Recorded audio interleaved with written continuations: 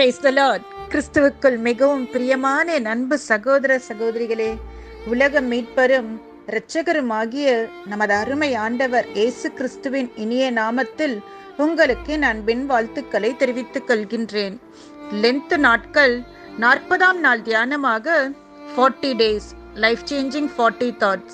40 நாட்கள் உங்கள் வாழ்வை மாற்றும் 40 குணங்கள் என்ற தலைப்பில் நம்மிடம் இருக்க வேண்டிய மிக மிக நல்ல குணமாகிய மன்னிப்பை குறித்து தியானித்து நம் மனதிற்குள் இருக்கும் கசப்பு, வெறுப்பு, மன்னிக்க முடியாத கடினமான இருதயத்தை எல்லாம் மாற்றி மன்னிப்பின் தேவனாகிய இயேசு கிறிஸ்துவின் பிள்ளைகளாக எல்லோரையும் மன்னித்து, விசேஷமாக தீமை செய்தோரையும் மன்னித்து மன மகிழ்ச்சியுடனும் மன நிறைவுடனும் வாழ்ந்து தேவ நாமத்தை மகிமைப்படுத்துவோம். இயேசு கிறிஸ்துவின் விலையேற பெற்ற இரத்தத்தால் மன்னிப்பை பெற்ற நாம் மற்றவர்களையும் மன்னிக்கும் குணத்தை தான் தேவன் நம்மிடம் எதிர்பார்க்கின்றார்.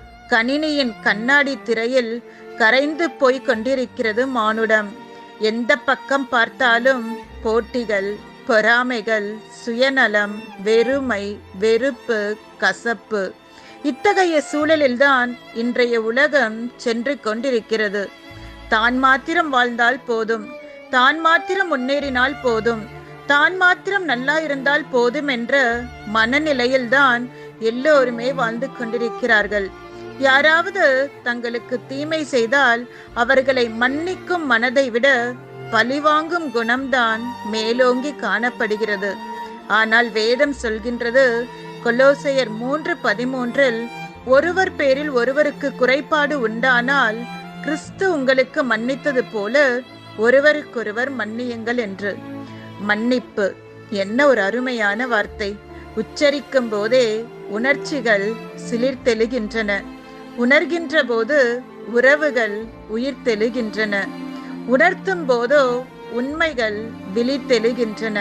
ஆம், இத்தகைய ஒரு இனிமையான இறை குணத்தை குறித்துதான் நாம் இன்றைக்கு தியானிக்க போகின்றோம். மன்னிப்பு சக்தி வாய்ந்த ஒரு ஆயுதம். அது எவ்வளவு கடின மனதையும் கரைக்கக்கூடியது. நம்மிடம் காணப்படும் கசப்பு, வெறுப்பு, பகை, விரோதம் என அனைத்தையும் விட்டொழித்து நம்முடைய உள்ளத்தை மன்னிக்கும் சிந்தனையினால் நிரப்பும் போது அந்த இடத்திலே சந்தோஷம், சமாதானம் நிறைந்து காணப்படும். ஆரோக்கியமான சந்தோஷமான வாழ்விற்கு சத்தான ஆகாரமும் சுகபோகமான வாழ்க்கையும் மாத்திரம் போதாது, மன்னிக்கும் மனப்பான்மையும் அவசியம். ஒரு நாள் ஆசிரியர் ஒருவர் தன்னுடைய மாணவர்களை அழைத்து அவர்களிடம் தங்களால் மன்னிக்க முடியாத ஒவ்வொரு சம்பவத்தையும் குறிக்கும்படி ஒவ்வொரு உருளைக்கிழங்கை ஒரு பையில் போட்டு தங்களுடைய முதுகில் தாங்கள் செல்லும் இடத்துக்கெல்லாம் சுமந்து செல்லும்படி உத்தரவிட்டாராம். அதை செய்யாமல் போனால் அதை விசாரித்து பிறகு அதிலே ஏதாவது பொய் இருந்தால் கடுமையான தண்டனை உண்டு என்று சொன்னாராம். அதனால் அந்த மாணவர்கள் பயந்து பல சம்பவங்களை மன்னிக்க முடியாததினால் அதிகமான உருளைக்கிழங்குகளை சுமக்க வேண்டியதாயிற்று. ஒரு வாரம் அளவும் அந்த பையை மாணவர்கள் சுமக்க என்று நியமிக்கப்பட்டது. ஒரு வாரம் கழித்து ஆசிரியர் மாணவர்களை அவரவர் பையை எடுத்து வர சொல்லி சென்ற ஒரு வார காலமாய் தங்களுடைய அனுபவங்களை பற்றி சொல்லச் சொன்னார். மாணவர்கள் அதிகமான சுமைகள் தங்களுக்கு பாரமாய் இருந்ததாகவும், அது மட்டுமல்லாமல் பையில் போடப்பட்ட உருளைக்கிழங்குகள் அழுகியதால் அதிலிருந்து துர்நாற்றம் வந்து தாங்கள் அவதிப்பட்டதாகவும் சொன்னார்கள். அதை கேட்ட அந்த ஆசிரியர், உங்களில் பலர் புலம்பி இருப்பீர்கள், கலங்கி இருப்பீர்கள். இந்த ஆசிரியருக்கு ஏன் இந்த தேவையில்லாத வேலை என்று என்னை மனதில் திட்டியும் இருப்பீர்கள் என்று எனக்கு தெரியும் என்று சொன்னார். சரி, உங்களுக்கு ஒரு பாடத்தை சொல்லித் தரும்படியாகத்தான் இந்த காரியத்தை செய்ய சொன்னேன். எப்படி ஒரு பைக்குள் போடப்பட்ட உருளைக்கிழங்குகள் அதிகமாக அதிகமாக பாரமாய் உங்களுக்கு காணப்பட்டதோ, அப்படியே உங்கள் மனதில் மற்றவர்களை குறித்த கசப்புகள், வெறுப்புகள் அதிகமாகும் போது நம்முடைய மனது அதிக பாரமாயும் சமாதானத்தை இழந்தும் காணப்படுகின்றது. அதிகமான கசப்புகள் நம் மனதில் அதிக காலங்கள் இருக்கும்போது துர்நாற்றம் வீசக்கூடிய உருளை கிழங்குகளைப் போல மாறி நம்முடைய சுத்த இருதயத்தை கரைப்படுத்தி விடுகின்றது என்று சொன்னார். இதை கேட்ட மாணவர்கள் மன்னிப்பதும் மறப்பதும் ஒரு மனிதனுடைய சந்தோஷமான வாழ்க்கைக்கு எத்தனை முக்கியமானது என்பதை புரிந்து கொண்டார்களாம்.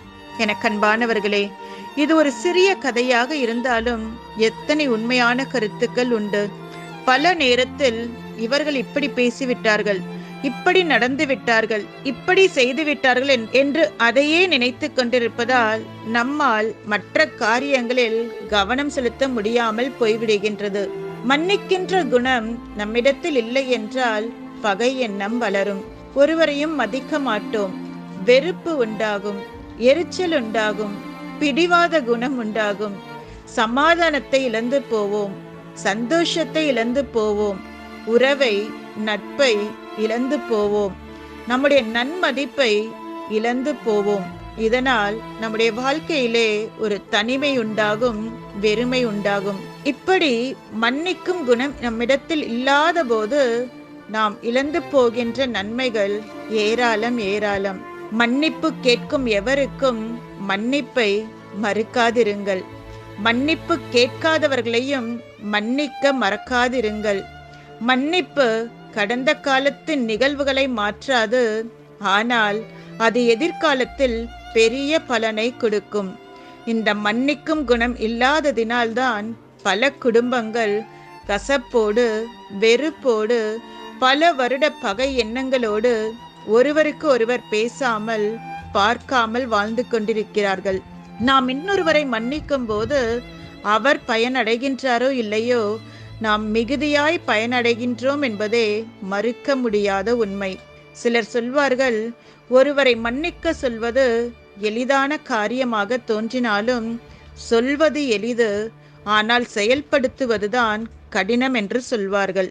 மனதோடு மனம் பேசிய காலம் போய் அறிவின் அந்தரங்கத்திலே ஆராய்ந்து பார்த்து வாழ பழகிவிட்டோம். ஆனால் இன்று இறைவன் நம்மை பார்த்து, மனிதனே, நீ அறிவோடு ஆராய்ந்தது போதும், இதயத்திற்குள் இறங்கி வா, மன்னிக்க கற்றுக்கொள் என்று அழைப்பு விடுக்கின்றார். மன்னிப்பு இது தவறு செய்தவனையும் விடுவிக்கின்றது, பாதிக்கப்பட்டவர்களையும் பழிவாங்கும் உணர்விலிருந்து விடுவிக்கின்றது. மன்னிக்கின்ற மனப்பக்குவம் மனித ஸ்பாவத்திலிருந்து வருவதில்லை, கர்த்தருடைய தயவினாலே நமக்கு கிடைக்கின்றது. அவர் நம்முடைய பாவங்களையும் அக்கிரமங்களையும் மன்னித்தார் என்பதை மனப்பூர்வமாய் ஏற்கும் போதே இந்த அழகிய மன்னிப்பு நமது மனதிலே பூக்கின்றது. வேதத்தில் பார்த்தோம் என்றால், முதல் மனிதனாகிய ஆதாம் தன் மனைவி ஏவாளை மன்னித்ததால் தான் அவர்களுக்குள் இல்லற வாழ்வு நீடித்தது. ஏசா தன் சகோதரனாகிய யாக்கோபை மன்னித்ததால் தான் அவர்களுடைய உறவு மீண்டும் துளிர்த்தது. யோசேப்பின் சகோதரர்கள் அவருக்கு செய்த துரோகங்கள் சாதாரணமானதல்ல. ஆனால் யோசேப்பு அவர்களை குறித்த வருத்தத்தையும் வைராக்கியத்தையும் மனதில் வைத்துக் கொள்ளவில்லை. அது மட்டுமல்ல, தான் வாழ்க்கையில் உயர்ந்த நிலைக்கு வந்தும் அவர்கள் செய்த குற்றங்களை மறந்து விட்டதை தன் சகோதரர்களுக்கே தெரிவித்து அவர்களுடைய மனதில் இருந்த பயங்களை அகற்றினார். அவர் சகோதரர்கள் அவருக்கு செய்த அநீதியான காரியங்களையும் அவர் அரண்மனையில் யாருக்கும் தெரிவிக்கவில்லை. பகையில்லாத அவருடைய நல்குணமே அவர் உயருகிறதற்கு காரணமாயிருந்தது.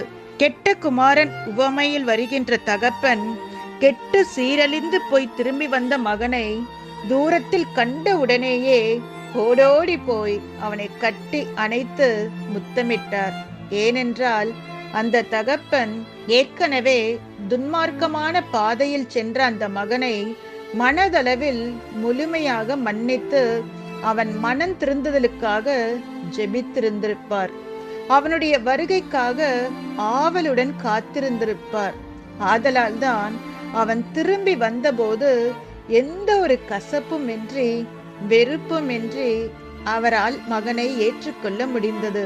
இந்த சம்பவம் தேவன் மனிதன் மேல் வைத்திருக்கின்ற மாறாத அன்பிற்கு எடுத்துக்காட்டாக இருக்கின்றது. தாவீதுக்கு சவுலின் மேல் மனஸ்தாபம் கொள்ளவும் கோபத்தை வெளிப்படுத்தவும் வலிமையான காரணங்கள் இருந்தபோதும் சவுலை மன்னித்ததால் கர்த்தருடைய பார்வையிலே பிரியமானவராக மாறினார். நம்முடைய கர்த்தராகிய இயேசு கிறிஸ்து மன்னிப்பதற்கு நமக்கு சிறந்த ஒரு முன்மாதிரி.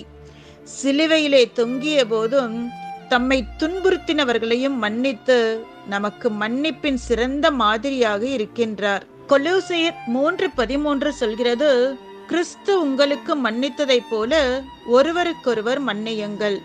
மன்னிக்கும் பழக்கம் உள்ளவர்கள் ஆனந்தமாகவும் ஆரோக்கியமாகவும் இருக்கிறார்கள் என்கின்றன பல்வேறு மருத்துவ ஆராய்ச்சி முடிவுகள். கேம்பெயின் ஃபார் ஃபர்கிவ்னஸ் ரிசர்ச் என்ற ஆராய்ச்சி நிறுவனம் நடத்திய பல்வேறு ஆராய்ச்சிகளின் முடிவில் மன்னிக்கும் மனிதர்கள் உடலிலும் உள்ளத்திலும் ஆனந்தமாகவும் ஆரோக்கியமாகவும் இருக்கிறார்கள் என்று அடித்து சொல்கின்றனர். ஸ்டான்ஃபோர்ட் பல்கலைக்கழக பேராசிரியர் தனது லேர்ன் டு ஃபர்கிவ் என்ற நூலில் மன்னிப்பின் மகத்துவத்தையும் அது தரும் சந்தோஷமான வாழ்வையும் பற்றி பிரம்மி போட்டும் வகையில் எழுதியுள்ளார். அவர் தனது ஆராய்ச்சியின் முடிவில் இவ்வாறு கூறுகின்றார்: மன்னிக்கும் மனம் நம் உடலில் நோய் எதிர்ப்பு சக்தியை அதிகரிக்கும். மன்னிக்கும் மனம் மன அழுத்தத்தை குறைக்கும். மன்னிப்பு சட்ட திட்டத்தால் வருவதல்ல. மன்னிக்கும் மனதுடைய மனிதர்களோடு பழகும் போதும் வேத வசனங்களை இருதயத்தில் ஏற்றுக்கொள்ளும் போதும் நம்மை அறியாமலே மன்னிக்கும் பழக்கம் நம்முடன் வந்து ஒட்டி கொள்ளுகிறது. மன்னிக்கும் மனநிலை பெற்றோருக்கு இருந்தால் பெற்றோரை பார்த்து வளரும் பிள்ளைகள் மன்னிக்கும் மனநிலையை எளிதாகவே பெற்று விடுகிறார்கள். குழந்தைகளுக்கு மன்னிக்கும் மனம் இயல்பாகும் போது எதிர்கால சமுதாயம் வன்முறையின் வேர்களை அழித்துவிடும். அடுத்தவர் மனநிலையில் இருந்து கொண்டு நமக்கு நிகழ்ந்த கசப்பான நிகழ்வை யோசித்து பார்த்தால் பெரும்பாலான கோபங்கள் விலகிவிடும் என்று சொல்கின்றார். குறிப்பாக கணவன் மனைவிக்கிடையே, குடும்பத்தினருக்கிடையே காணப்படும் எரிச்சல்கள், கோபங்கள், வெறுப்புகள் எல்லாம் கதிரவன் கண்ட பனி போல விலகிவிடும். வாழ்க்கை பணத்தினாலோ செல்வத்தினாலோ கட்டப்படுகிறது அல்ல, அது அன்பின் கயிறுகளால் பின்னப்படுவது. உண்மையான அன்பு இருக்கும் இடத்தில் மன்னிக்கும் மனம் தானே முளைவிட்டு எழும்ப தொடங்கும், தானே முளைவிட்டு துளிர்விடும். ஆனால் சிலர் சொல்வார்கள், வம்பு சண்டைக்கு போக மாட்டேன், வந்த சண்டையை விடவும் மாட்டேன் என்று. நான் நல்லவன், யாருக்கும் எந்த தீங்கும் மனதால் கூட நான் நினைத்ததில்லை, செய்ததில்லை. பிறகு ஏன் எனக்கு தீங்கிழைப்பவனை, எனக்கு இடையூறு செய்பவனை நான் ஏன் மன்னிக்க வேண்டும் என்று சொல்வார்கள். இன்னும் சிலர், என்னுடைய குடும்பத்திற்கு தீங்கு செய்தவர்களை, என்னுடைய குடும்பத்தை கெடுத்தவர்களை எப்படி என்னால் மன்னிக்க முடியும் என்று கேட்பதுண்டு. நீதிமொழிகள் 4:14 சொல்கிறது, துன்மார்க்கருடைய பாதையில் பிரவேசியாதே, தீயோருடைய வழியில் நடவாதே என்று. ஆம், வேதம் சொல்கிறது போல நம்மை துன்பப்படுத்தினவர்களை, நமக்கு தீங்கு செய்தவர்களை, அவர்கள் மீது எரிச்சல் அடையாமல் இருப்பதும், அவர்களை பழிவாங்க வேண்டும் என்று நினையாமல் இருப்பதும், அவர்கள் மீது வைராக்கியம், கசப்பு வைத்து கொண்டு அதை பற்றியே சிந்தித்து கொண்டில்லாமல் துன்மார்க்கரை விட்டு ஒதுங்கி இருப்பதும் கூட மன்னிப்பின் ஒரு பகுதிதான் என்று நான் நினைக்கின்றேன். சரி, ஏன் அல்லது எதற்காக மன்னிக்க வேண்டும்? ஏன் மன்னிக்க வேண்டும் என்றால், நாம் அனைவரும் தேவ சாயலில் படைக்கப்பட்டிருக்கின்றோம். மன்னிப்பதென்பது நம் தேவனின் இன்றியமையாத குணமாகும். அவருடைய பிள்ளைகளாக இருக்கின்ற நாம் தேவன் நம்மை மன்னித்தது போல மற்றவர்களுடைய குறை நிறைகளை மன்னிப்பதும் நம் கடமையாக இருக்கின்றது. மன்னிப்பு நம்மில் மகிழ்ச்சியை கொண்டு வருகிறது. உடைந்து உருக்குலைந்து போன உள்ளங்களை மீண்டும் உரு பெறச் செய்கின்றது. உருவிழந்து உணர்விழந்து வந்த ஊதாரி மைந்தனை ஓடோடி சென்று அள்ளி அரவணைத்து கொள்ளுகிற இடத்தில்தான் அந்த தந்தையின் அன்பு மட்டுமல்ல, அங்கே அவருடைய மன்னிப்பும் வெளிப்படுகின்றது. சரி, நாம் யாரை மன்னிக்க வேண்டும்? பல நேரங்களில் நம்மை அறியாமலேயே சில தவறுகள் நிகழ்ந்து விடுகின்றன. எனவே தன்னை அறியாமல் நமக்கு தீங்கிழைப்பவர்களை நாம் மன்னித்து ஏற்றுக்கொள்ள வேண்டும். பவுலடிகளார் தன்னை பற்றி கூறுகையில் தான் அப்போஸ்தலர் என்று அழைக்கப்பட தகுதியற்றவர் என்று கூறுகின்றார். ஏனெனில் தான் இயேசுவை பழி சொல்லி இழிவுபடுத்தி துன்புறுத்தியதாக கூறுகின்றார். இருப்பினும் தான் அறியாமையில் அவ்வாறு செய்ததால் பாவிகளை மன்னித்து ஏற்றுக்கொள்ள வந்த இயேசு பாவிகளுள் முதல் பாவியாகிய தன்னை ஏற்றுக்கொண்டார் என்று தெளிவாக கூறுகின்றார். தன் தவறை உணர்ந்து உண்மையாக மனம் வருந்தும் யாவரும் மன்னிப்பை பெறும் உரிமையை பெற்றுள்ளனர். ஏனெனில் தேவன் தன் தவறுகளுக்காக மனம் வருந்தும் உள்ளத்தை தான் எதிர்பார்க்கின்றார். சரி, எப்படி மன்னிக்க வேண்டும்? மத்தேயு 18:22 சொல்கிறது போல, அதற்கு இயேசு 7 தரம் மாத்திரமல்ல 770 தரம் மட்டும் என்று இயேசு கிறிஸ்து சொன்னது போல நாம் செயல்பட வேண்டும். அப்படி என்றால் 770 முறை என்று கணக்கு பார்க்க தொடங்கி விட்டீர்களா? இல்லை அன்பானவர்களே, கணக்கு வழக்கில்லாமல் மற்றவர்களை மன்னிக்க வேண்டும் என்றுதான் இயேசு சொல்கின்றார். ஆம் பிரியமானவர்களே, நமக்கு விரோதமாக ஒருவர் தவறு செய்வாரானால் அவரை இத்தனை தடவைதான் மன்னிக்க வேண்டும் என்று நாம் கணக்கு பார்க்க கூடாது. இயேசு கிறிஸ்து சொன்னது போல நாம் அவர்களை கணக்கில்லாதபடி மன்னிக்க வேண்டும். மேலும் ஆதியாகமம் 33:10 நாம் வாசிக்கின்றோம், அதற்கு யாக்கோபு, அப்படி அல்ல, உம்முடைய கண்களில் எனக்கு தயவு கிடைத்ததேயானால் நீர் என் மேல் பிரியமானீர். நான் உம்முடைய முகத்தை கண்டது தேவ தூதனுடைய முகத்தை கண்டது போல இருக்கின்றது என்று தன் சகோதரனாகிய ஏசாவிடம் சொல்கின்றார். ஆம் பிரியமானவர்களே, மன்னிக்கின்றவர்களுடைய முகம் தேவ தூதனுடைய முகம் போன்றது. தன்னை ஏமாற்றி தனக்குரிய ஆசீர்வாதத்தை தன் தந்தையிடமிருந்து பறித்து கொண்ட யாக்கோபை ஏசா முன்வந்து மன்னிக்கின்றார். அங்கே மகிழ்ச்சி கரை புரண்டு ஓடுகிறது. உறவுகள் புதுப்பிக்கப்படுகின்றன. ஆக மன்னிப்பதில் ஏற்படுகின்ற சிறு சிறு வருத்தங்களை ஏற்றுக்கொண்டால் அங்கே அளவில்லாத மகிழ்ச்சி பிறக்கும். மன்னிக்கின்ற தேவனுடைய வழியில் வாழ முற்படுகின்ற நாமும் அவரை பின்பற்ற வேண்டாமா? கர்த்தர் கற்பித்த ஜெபத்திலே நாம் தினமும் ஜெபிக்கின்ற ஒரு ஜெபம், எங்களுக்கு தீமை செய்தவர்களை நாங்கள் மன்னிப்பது போல எங்களையும் மன்னியும் என்று. ஆனால் அதன்படி வாழ நாம் முற்படுகின்றோமா, பிரயாசப்படுகின்றோமா என்று சொல்லி நம்மை நாமே ஆராய்ந்து பார்ப்போம். வெளிப்படையான பல பிரச்சனைகளுக்கும் துயரங்களுக்கும் வெளியே தெரியப்படாத சில உள்ளுணர்வுகள் நமக்குள் இருக்கலாம். இந்த தெரியப்படாத உள்ளுணர்வுகளில் மிக முக்கியமானதொன்று, நமக்கு விரோதமாக துரோகமாக நடந்து கொள்கின்ற ஒருவரை மன்னிக்க முடியாமல் இருப்பதே. ஆப்பிரிக்க காடுகளுக்குள் ஒரு மரபினரிடம் காலநிலை சிறப்பாக இருக்கின்ற போது ஒரு வறண்ட பகுதியில் மன்னிப்பு வாரம் என்று சொல்லி கொண்டாடுவார்களாம். யாருக்காவது மன வருத்தமோ கசப்போ உண்டாக்கக்கூடிய விதத்தில் யாராவது நடந்து கொண்டிருந்தால் கசப்பை உண்டாக்கினவர் அந்த குற்றங்களுக்காக சம்பந்தப்பட்டவரிடத்தில் மனதார மன்னிப்பு கேட்க அந்த வாரத்திலே உறுதி எடுத்து அதை செய்வார்களாம். இந்த பழக்கம் இன்று தனிப்பட்டவர்களிடத்தில், குடும்பத்தில், சபைகளில், இனங்களுக்கிடையில், நாடுகளுக்கிடையில் சம்பவிக்குமானால் இந்த உலகமே எவ்வளவு மகிழ்ச்சியாயிருக்கும். எனக்கு அன்பானவர்களே, நீங்கள் யாரையாவது இன்றைக்கு மன்னிக்காமல் இருக்கின்றீர்களா? இந்த கேள்விக்கு பதில் சொல்லும் முன்னர் ஒரு அரை மணி நேரம் நமது உறவுகளை அலசுவோம். குடும்ப உறுப்பினர்கள் தொடங்கி அலுவலகம், நம்முடைய ஆலயம், நண்பர்கள், எதிரிகள், உங்களை அவமானப்படுத்தியவர்கள், பொறாமைப்பட்டவர்கள், மேல் அதிகாரிகள், உங்கள் தெருக்களில் உள்ளவர்கள் என எல்லாரையும் கொஞ்ச நேரம் உங்களுடைய மன கண் முன்னால் கொண்டு வாருங்கள். யார் மீதாவது மனஸ்தாபம் இருக்கிறதா, கோபம் இருக்கிறதா, எல்லோரையும் மன்னித்து விட்டீர்களா என்று யோசித்து பார்ப்போம். ஆம் என்பது பதில் என்றால் அது நிச்சயமாகவே கர்த்தருக்கு பிரியமான ஒன்று. இல்லை என்றால் அதற்குரிய முயற்சிகளில் இறங்குவது இந்நேரத்தில் அவசியம். ஒருவரை மன்னித்து விட்டேன் என்பதன் அடையாளம் என்ன தெரியுமா? அவரிடம் நேரடியாகவே போய் மன்னித்து விட்டேன் என்று சொல்வது. இன்னும் ஒரு படி மேலே போய் அந்த நபருக்கு நல்லதே நடக்கட்டும் என ஜெபிப்பது, அவருடைய வெற்றிகளில் மகிழ்வது. இது எளிதான ஒரு காரியம் அல்ல, ஆனால் நிச்சயம் செய்யக்கூடியது, செய்ய வேண்டியது. இதுதான் இயேசு கிறிஸ்துவின் பிள்ளைகளாகிய நமக்கு இந்த உலகத்தில் அடையாளமாய் இருக்கின்றது. ஸ்டெயின்ஸ் என்னும் ஊழியரையும் அவருடைய 2 மகன்களையும் காரோடு எரித்து கொன்ற நிகழ்வை மனித நேயமுடையவர்கள் யாரும் அவ்வளவு சீக்கிரத்தில் மறந்திருக்க முடியாது. அவருடைய மனைவி கிளாடிஸ் ஸ்டெயின்ஸ் கணவனை இழந்து பிள்ளைகளை இழந்து கதறினார்.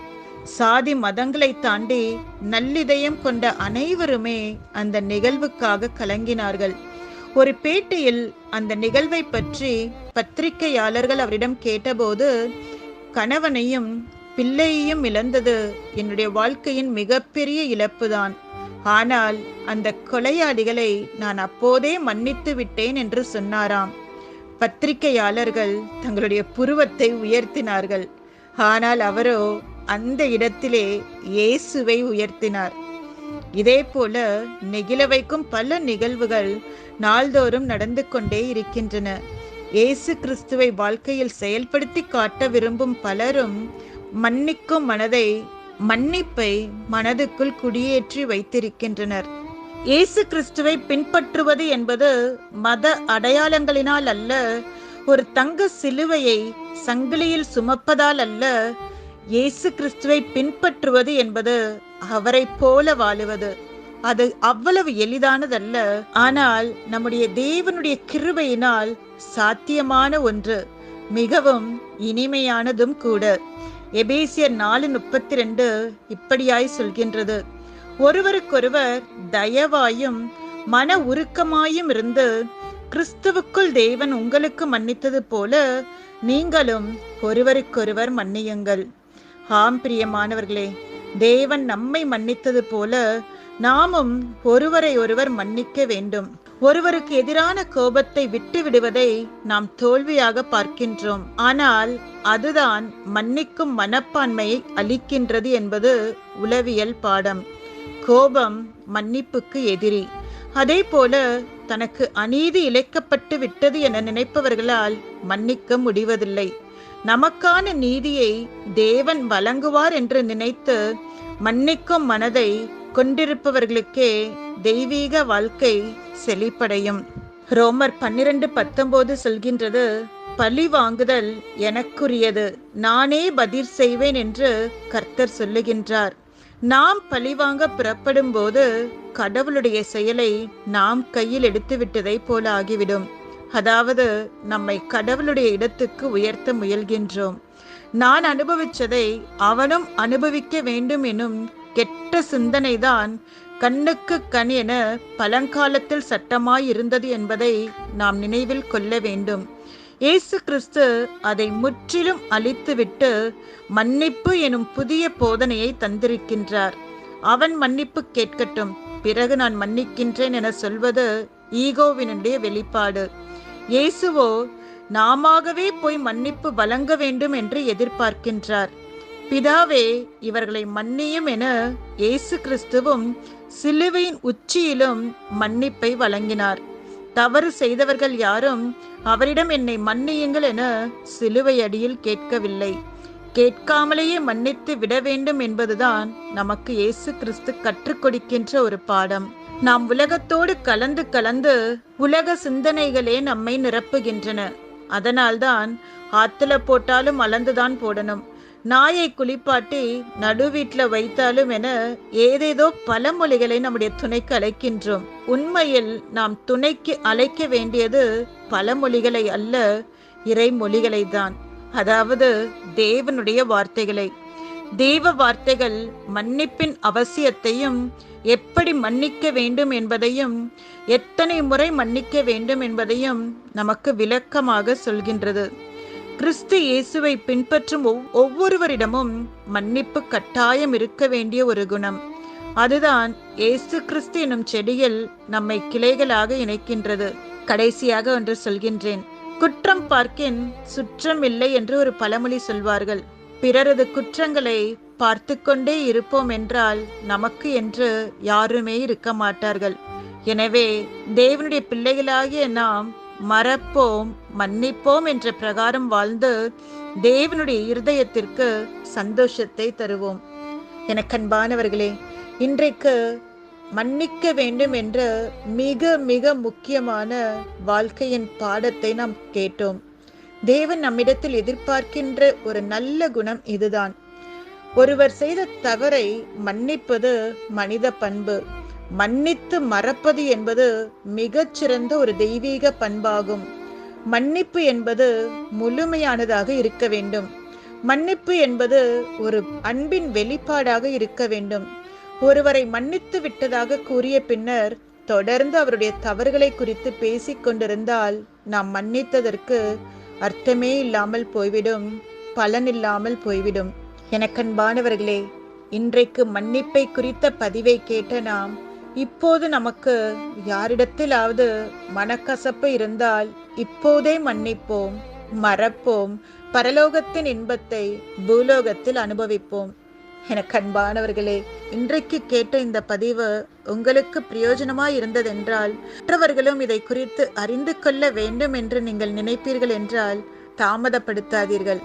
மற்றவர்களுக்கு ஷேர் செய்யுங்கள், தாமதப்படுத்தாதீர்கள். உங்கள் அன்பானவர்களுக்கு ஷேர் செய்யுங்கள், ஃபார்வர்ட் செய்யுங்கள். இந்த சேனலை சப்ஸ்கிரைப் செய்யுங்கள். கர்த்தர் உங்களை ஆசீர்வதிப்பாராக. God bless you. எனக்கு அன்பானவர்களே, இந்த வார்த்தை உங்களுக்கு மிகுந்த ஒரு ஆறுதலாக, ஆசீர்வாதமாக, உங்களை தேற்றுகிற, உங்கள் காயங்களை கட்டுகிற அன்பின் வார்த்தைகளாக இருக்கும் என்று நான் நம்புகிறேன். மன்னிப்பு, forgiveness.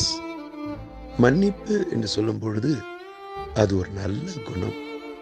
மன்னிப்பு தெய்வீக குணம் என்று சொல்வார்கள். மன்னிக்கிற சுவாபம் அல்லது மன்னிக்கிற மனநிலையிலே இல்லாத பட்சத்தில் அந்த மனிதனுடைய சமாதானத்தை கெடுக்கும், அந்த மனிதனுடைய சந்தோஷத்தை கெடுக்கும்.